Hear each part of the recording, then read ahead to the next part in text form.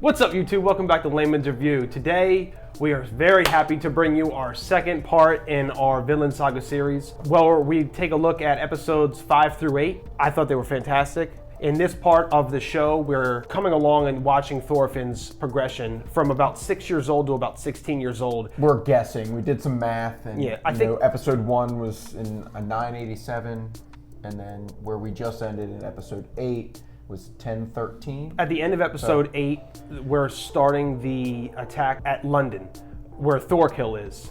Which I forgot who he was, so we had to jump back to episode 1 so I could relive that and meet him for the first time all over again. Yeah, so Thorkill was only actually in the fight with Thor's at the very first scene of the show, and you'd have to remember that in order to know who he was. He was by in episode it for 8. seconds. For seconds, exactly. He held up. I thought it was Floki, but he held the guy up, blocked some arrows, and then that was the last you've heard or seen of him until London. In this 4-episode clip, I thought Thorfinn's character development was great. I know so anytime a show does a time skip in a short amount of time, it can be a little bit disorienting, and you might feel as though they didn't lend enough credence to the development of the characters through that time. But I feel like they did enough montages of Thorfinn going through battles, showing how he adapted his fighting style, and a couple spars with Askeladd. Yeah, he wanted to duel him. Honestly, that's why he was. You didn't expect him to become part of the group. Like, he became part of, the pirates or the Vikings that would, wherever they were storming.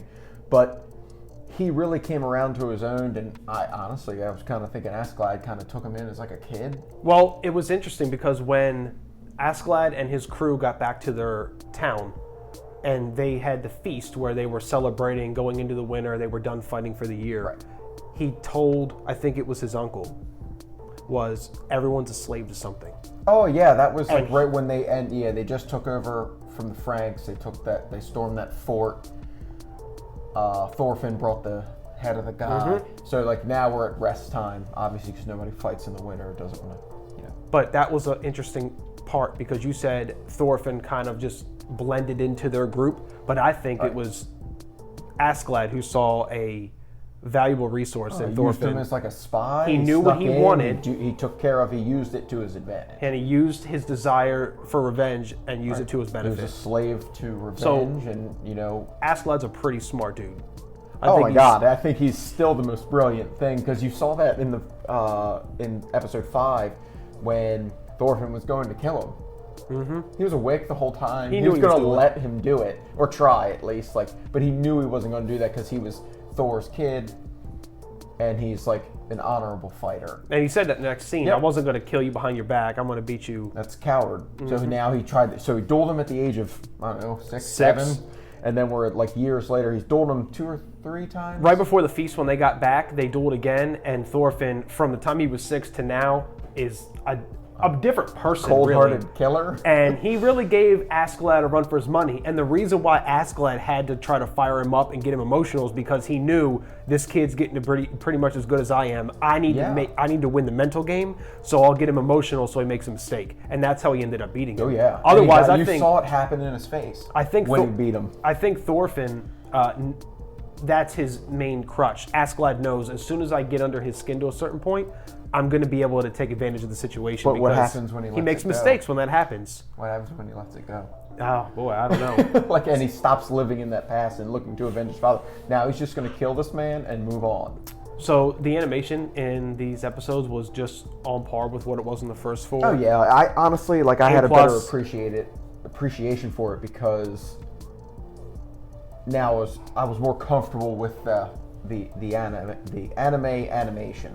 I was more comfortable with it after the first 4 episodes. You get used to it. Jumped right back in. 5 didn't even skip a beat. I was reading subs steady, and it was just good. And I was hooked in it. Honestly, the 23-minute episodes after the intro, it definitely hooked you like a movie. And that's good storytelling, kids. Yeah. I was like, it felt longer. Like, I paid more attention to other things like the music. Certain times that music, like during war or during time, so now you're actually taking stuff from the music that sets the emotion. You don't even need words.